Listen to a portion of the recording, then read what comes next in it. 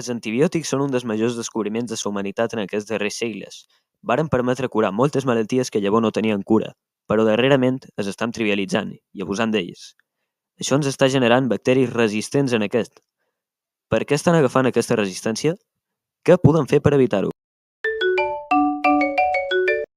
Primer, hem d'entendre que és un bacteri. Són els éssers vius més abundants al planeta i estan per tot. Es reprodueixen copiant el seu codi genètic. El que fan els antibiòtics és impedir-ho rompent la membrana cel·lular dels bacteris o interrompent la producció del codi genètic. Però a vegades prenem antibiòtics quan no toca, com quan la malaltia és provocada per un virus, una llevadura o qualsevol altra cosa que no siga un bacteri. Els antibiòtics només són efectius contra bacteris, i alguns d'aquestos, quan s'abusa d'antibiòtics, aconsegueixen mutar una resistència a ells, i quan escapen la poden transmetre a altres bacteris.